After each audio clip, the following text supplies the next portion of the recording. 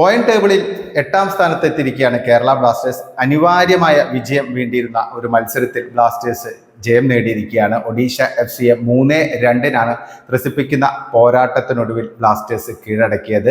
വളരെ ഒരു ഡൂവർഡായ ഒരു ബാറ്റിൽ തന്നെയായിരുന്നു ഈ മത്സരം. പ്രത്യേകിച്ച് പ്ലേ ഓഫ് സാധ്യതകൾ നിലനിർത്തണമെങ്കിൽ ബ്ലാസ്റ്റേഴ്സിന് ജയത്തിൽ കുറഞ്ഞൊന്നും ചിന്തിക്കാൻ പറ്റില്ലായിരുന്നു. ഇനിയുള്ള മത്സരങ്ങളെല്ലാം നിർണായകമാണ്. അതിനുള്ള ആദ്യത്തെ ഒരു പടി എന്നുള്ള രീതിയിൽ ഒഡീഷയ്ക്കെതിരെയുള്ള ഒരു വിജയം ബ്ലാസ്റ്റേഴ്സിന്റെ കോൺഫിഡൻസ് വലിയ തോതിൽ വർദ്ധിപ്പിക്കും. അതും വളരെ ത്രസിപ്പിക്കുന്ന ഒരു പോരാട്ടത്തിനൊടുവിലാണ് 3-2 ബ്ലാസ്റ്റേഴ്സ് ജയിച്ചു കയറിയത്. കാരണം 2-2 സമനിലയിലേക്ക് നീങ്ങുന്ന ഒരവസ്ഥയിലാണ് സ്റ്റോപ്പേജ് ടൈമിന്റെ അവസാനം 95ാം മിനിറ്റിൽ നോഹ സദോയ് രക്ഷകനായി അവതരിച്ച് ആ ഒരു ഗോൾ നേടിയത്. ബ്ലാസ്റ്റേഴ്സ് സംബന്ധിച്ച് ഈ ഒരു മത്സരത്തിലേക്ക് വരികയാണെങ്കിൽ തുടക്കത്തിൽ 4ാം മിനിറ്റിൽ തന്നെ ഗോൾ വഴങ്ങേണ്ടി വന്നു. അത് ശരിക്കും ഒരു ഡിഫൻസീവ് ലാപ്സ് തന്നെയായിരുന്നു. ബ്ലാസ്റ്റേഴ്സിന് തുടർച്ചയായിട്ടുണ്ടാകുന്ന ഒരു ഓൾഡ് സ്റ്റോറി പോലെ തന്നെയാണ് സംഭവിച്ചത്. ഗോൾ കീപ്പറും ഡിഫൻഡേഴ്സും തമ്മിൽ ആശയക്കുഴപ്പം മുതലെടുത്തായിരുന്നു ജെറി സ്കോർ ചെയ്തത്. ലീഡ് നേടിയതോടുകൂടി ബ്ലാസ്റ്റേഴ്സ് ഉണർന്ന് കളിച്ചു. എങ്ങനെയെങ്കിലും തിരിച്ചടിക്കണം, മത്സരത്തിലേക്ക് തിരികെ വരണം എന്നുള്ള ഒരു ഉദ്ദേശ ലക്ഷ്യത്തോടെയാണ് ബ്ലാസ്റ്റേഴ്സ് പിന്നീട് കളിച്ചത്. പക്ഷേ ഫൈനൽ തേർഡിൽ പലപ്പോഴും ക്ലിനിക്കലായിരുന്നില്ല. നിരവധി അറ്റാക്കുകൾ നടത്തി, നീക്കങ്ങൾ നടത്തി, പലപ്പോഴും ഒഡീഷ ഡിഫൻസിൽ തന്നെയായിരുന്നു കളി ഉണ്ടായിരുന്നത്. പക്ഷേ ഗോളായിട്ട് കൺവേർട്ട് ചെയ്യാൻ മാത്രം സാധിച്ചില്ല. 25 ഷോട്ടുകളാണ് ബ്ലാസ്റ്റേഴ്സ് ആകെ അടിച്ചത്. പിന്നെയാണെങ്കിൽ 15 കോർണറുകൾ ലഭിച്ചു. പക്ഷേ ഇത് കൺവേർട്ട് ചെയ്യുന്നതിൽ ബ്ലാസ്റ്റേഴ്സ് ഫസ്റ്റ് ഹാഫിൽ ശരിക്കും പരാജയപ്പെട്ടു. പ്രത്യേകിച്ച് ഷോട്ടുകൾ എടുക്കുന്നതിൽ കറക്റ്റ് ടൈമിൽ ഷോട്ടുകൾ എടുത്തില്ല എന്നുള്ളൊരു കാര്യം നമുക്ക് മനസ്സിലാക്കാൻ സാധിക്കും. അതിപ്പോൾ പെപ്രയായാലും നോഹയായാലും അവരുടെ ഭാഗത്ത് നിന്ന് കുറച്ചൊന്ന് വെയിറ്റ് ചെയ്ത് ഷോട്ടുകൾ എടുക്കാനാണ് ശ്രമിച്ചത്. പക്ഷെ അപ്പോഴേക്ക് ബോള് ഒഡീഷ ക്ലിയർ ചെയ്ത് കളയുമായിരുന്നു. അല്ലെങ്കിൽ അവർ അത് കറക്റ്റായിട്ട് തന്നെ പൊസിഷൻ തിരിച്ചു പിടിക്കുന്ന ഒരു സിറ്റുവേഷനൊക്കെ നമ്മൾ കണ്ടു. അപ്പോൾ ഈ ഒരു സിറ്റുവേഷനെയൊക്കെ മറികടന്ന് ആ ഒരു കാത്തിരിപ്പിനൊടുവിൽ 60ാം മിനിറ്റിൽ പെപ്രയ്ക്ക് സ്കോർ ചെയ്യാൻ സാധിച്ചു. ഒരു ഈക്വലൈസർ പെപ്രയുടെ വകയായിരുന്നു. പെപ്രയെ സംബന്ധിച്ച് അത് വലിയൊരു ആശ്വാസമായിരുന്നു. കാരണം ഫസ്റ്റ് ഹാഫിൽ നിരവധി അവസരങ്ങൾ ലഭിച്ചത് അത് കറക്റ്റായിട്ട് യൂട്ടിലൈസ് ചെയ്യാൻ പെപ്രയ്ക്ക് സാധിച്ചിരുന്നില്ല. വൈകിയാണെങ്കിലും പെപ്രയ്ക്ക് അർഹിച്ചൊരു ഗോൾ നേടാൻ സാധിച്ചു. കോറു സിംഗിന്റെ മനോഹരമായൊരു ത്രൂ ബോളിൽ നിന്നായിരുന്നു പെപ്രയുടെ മുന്നേറ്റം. പെപ്ര മുന്നേറി മികച്ച രീതിയിൽ തന്നെ ഗോളിയെ മറികടന്ന് ഫിനിഷ് ചെയ്യുകയായിരുന്നു. സ്കോർ 1-1 തൊട്ടടുത്ത നിമിഷം തന്നെ പെപ്രയ്ക്ക് ലീഡ് നേടാനുള്ള മറ്റൊരു അവസരം ഉണ്ടായിരുന്നു. പെപ്ര സ്കോർ ചെയ്തു, പക്ഷെ അത് ഓഫ് സൈഡായി മാറി. പക്ഷേ അധികം വൈകാതെ തന്നെ ബ്ലാസ്റ്റേഴ്സ് ലീഡ് എടുത്തു. 2-1 ലീഡ് സ്വന്തമാക്കി. അതും ജീസസ് ഹിമിനസ് പരിക്ക് മാറി കളിക്കളത്തിൽ തിരിച്ചെത്തി സബ്ബായി വന്ന് മിനിറ്റുകൾക്കകം ജീസസ് ഹിമിനസ് സ്കോർ ചെയ്യുകയായിരുന്നു. അത് ശരിക്കും ഒരു കമ്പൈൻഡ് എഫേർട്ടായിരുന്നു, ഒരു ടീം എഫേർട്ടായിരുന്നു, ഒരു ടീം ഗോൾ എന്നൊക്കെ നമുക്ക് പറയാൻ സാധിക്കും. കാരണം അത് കോറു സിംഗിൽ നിന്ന് തുടങ്ങി പെപ്രയിലെത്തി. പെപ്ര ആ ബോള് ലൂണയ്ക്ക് നൽകി. ലൂണ അത് ക്രോസ് ചെയ്ത് നോഹയ്ക്ക് നൽകുന്നു. നോഹ വീണ്ടും ഒരു മനോഹരമായൊരു ഹെഡർ പാസിലൂടെ ആ പന്ത് ഹിമിനസിന് കൈമാറുന്നു. ഹിമിനസ് അത് നല്ല രീതിയിൽ ഫിനിഷ് ചെയ്യുന്നു. ഹിമിനസിന്റെ ഈ സീസണിലെ 10ാമത്തെ ഗോളാണ്. പരിക്ക് മാറി തിരിച്ചെത്തിയത് ഒരു ഗോളോടെ കൂടി തന്നെ ആഘോഷിക്കാൻ ഹിമിനസിന് സാധിച്ചു. ഹിമിനസ് ഗോൾ നേടാൻ സാധിച്ചത് ബ്ലാസ്റ്റേഴ്സിനും വലിയൊരു ആശ്വാസമാണ്.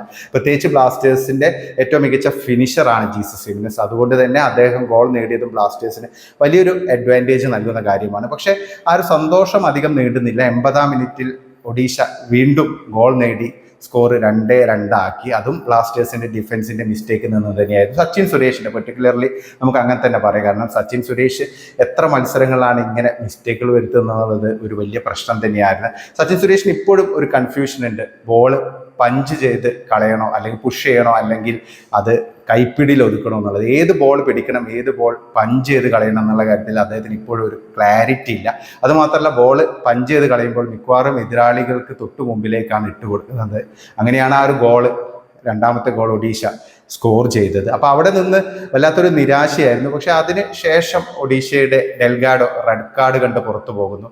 ഡെൽഗാഡോയെ സെർജിയോ ലൊബേറ ഇറക്കിയത് തന്നെ കൂടുതൽ ഡിഫൻസീവ് ലൈനിലേക്ക് പോകാനും 1-1 എന്നുള്ള ലീഡ് നിലനിർത്താനൊക്കെ ആയിരുന്നു ഇറക്കിയത്. പക്ഷേ അത് നേരെ തിരിച്ചാണ് സംഭവിച്ചത്. അദ്ദേഹം 2 മഞ്ഞക്കാർഡുകൾ വാങ്ങി പുറത്തു പോകുന്നു. പിന്നീട് 83ാം മിനിറ്റിൽ അദ്ദേഹം റെഡ് കാർഡ് വാങ്ങി പുറത്തു പോകുന്നു. പിന്നീട് 10 പേരുമായി കളിക്കേണ്ട അവസ്ഥ ഒഡീഷയ്ക്കുണ്ടായി. അത് യൂട്ടിലൈസ് ചെയ്ത് ബ്ലാസ്റ്റേഴ്സ് ഒടുവിൽ 95ാം മിനിറ്റിൽ ഗോൾ നേടുകയാണ് ഉണ്ടായത്. നോഹ സദോയ് നിരന്തരം ട്രൈ ചെയ്തിരുന്നു. ലെഫ്റ്റ് വിങ്ങിൽ കൂടെ അദ്ദേഹത്തിന്റെ നിരവധി അറ്റാക്കുകൾ ഉണ്ടായിരുന്നു പലപ്പോഴും. പക്ഷേ ഒഡീഷ ഡിഫൻസ് റഹീം അലി ആണെങ്കിലും മൊർത്താദ ഫാൾ ആണെങ്കിലും അവരത് കറക്റ്റായിട്ട് ബ്ലോക്ക് ചെയ്യപ്പെടുകയായിരുന്നു. അങ്ങനെ അവസാനം ആ ഒരു ട്രൈക്ക് ഒരു റിസൾട്ട് എന്നുള്ള രീതിയിലാണ് അവസാനം ആ ഗോള് പിറന്നത്. ചെറിയൊരു ഡിഫ്ലക്ഷൻ ഉണ്ടായിരുന്നു റഹീം അലിയുടെ, പക്ഷേ സ്കോർ ചെയ്യാൻ സാധിച്ചു. അങ്ങനെ നോഹ രക്ഷകനായി അവതരിച്ചു എന്നുള്ളതാണ്. 7ാമത്തെ ഗോളാണ് ഈ സീസണിൽ നോഹ നേടിയിരിക്കുന്നത്. ബ്ലാസ്റ്റേഴ്സിനെ സംബന്ധിച്ച് ആ ഒരു വിജയം വലിയൊരു വിജയം തന്നെയാണ്. കാരണം ഈ ഒരു വിജയം നേടാൻ സാധിച്ചില്ല. ഇതൊരു സമനിലയിലേക്ക് പോവുകയാണ്, വീണ്ടും ഒരു സമനില. അതായത് ഫസ്റ്റ് ലെഗിൽ സമനിലയായിരുന്നു ഒഡീഷയ്ക്കെതിരെ, വീണ്ടും ഒരു സമനിലയിൽ ഇത് അവസാനിക്കുകയാണെങ്കിൽ വലിയ നിരാശയാകുമായിരുന്നു. അതുമാത്രമല്ല ബ്ലാസ്റ്റേഴ്സിന്റെ ഒരു സാധ്യതകളെയും അത് വലിയ രീതിയിൽ ബാധിക്കുമായിരുന്നു. എന്തായാലും 3 പോയിന്റ് നേടാൻ സാധിച്ചു, അത് തന്നെയാണ് ഏറ്റവും പോസിറ്റീവായുള്ള കാര്യം. ഡിഫൻസിൽ ഇപ്പോഴും പ്രശ്നങ്ങളുണ്ട്, ഒരുപാട് നെഗറ്റിവിറ്റികൾ നമുക്ക് പറയാനുണ്ട്. പക്ഷെ അങ്ങനെയാണെങ്കിലും ഹാർഡ് വർക്ക്, ചില പ്ലേയേഴ്സിന്റെ ഹാർഡ് വർക്ക് നമുക്ക് കാണാതിരിക്കാൻ പറ്റില്ല. ഇപ്പോൾ പെപ്ര ആണെങ്കിലും ലൂണ മികച്ച രീതിയിൽ തന്നെ ടീമിനെ ശരിക്കും കോർഡിനേറ്റ് ചെയ്ത് അദ്ദേഹം കളിച്ചു. അതുകൂടാതെ ഫ്രെഡിയുടെ ഭാഗത്ത് നിന്ന് നല്ല എഫേർട്സ് ഉണ്ടായിരുന്നു.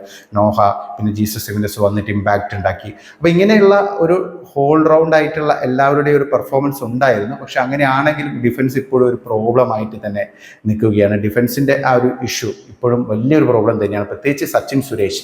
ഇപ്പോൾ ഈ ഒരു മത്സരം സച്ചിൻ സുരേഷിൻ്റെ ആ മിസ്റ്റേക്കിൽ ബ്ലാസ്റ്റേഴ്സിന് വിജയിക്കാൻ സാധിച്ചില്ലെങ്കിൽ അതൊരു വലിയ ദുരന്തമായി മാറുമായിരുന്നു. അപ്പോൾ സച്ചിൻ സുരേഷിൻ്റെ കാര്യത്തിൽ ഇപ്പോഴും ബ്ലാസ്റ്റേഴ്സ് ഒരു തീരുമാനമെടുക്കാത്തത് ഒരു വലിയ പ്രശ്നം തന്നെയാണ്. പ്രത്യേകിച്ച് ഇനിയും നിർണായകമായ മത്സരങ്ങളാണ് കാത്തിരിക്കുന്നത്. അപ്പോൾ ഇനിയുള്ള ഇത്തരം എറേഴ്സ് ഇങ്ങനെ തുടരുന്നത് വലിയ ആശങ്ക തന്നെയാണ്. ഈ ഒരു വിജയത്തിന് മേലും ഒരു കരിനിഴലായി നിൽക്കുന്നത് ഈ ഒരു ഗോൾ കീപ്പറുടെ പുവർ പെർഫോമൻസ് തന്നെയാണ്.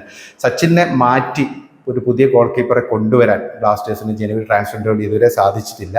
ഇനിയിപ്പോൾ ഉള്ള നോറ ഫെർണാണ്ടസിനെങ്കിലും ഒരു അവസരം കൊടുത്ത് ഒരു ചേഞ്ച് ബ്ലാസ്റ്റേഴ്സ് നടത്തുമോ എന്നുള്ളതാണ്. പക്ഷേ ചേഞ്ച് നടത്താനുള്ളൊരു സമയമല്ല, അത്രയും നിർണായകമായ മത്സരങ്ങളാണ്. അപ്പോൾ അതൊരു പ്രശ്നം തന്നെയാണ്. ഈ ഒരു വിജയത്തിനിടയിലും ഒരു കരിനിഴലായി നിൽക്കുന്നത് ഈ സച്ചിൻ സുരേഷിൻ്റെ മോശം പെർഫോമൻസും ഡിഫൻസിൻ്റെ ആ ഒരു സ്ഥിരതയില്ലായ്മയും തന്നെയാണ്. ഡിഫൻസിൻ്റെ ഭാഗത്ത് നിന്ന് ഇപ്പോഴും ആ ഒരു ആശയക്കുഴപ്പം നിൽക്കുന്നു എന്നുള്ളതാണ്.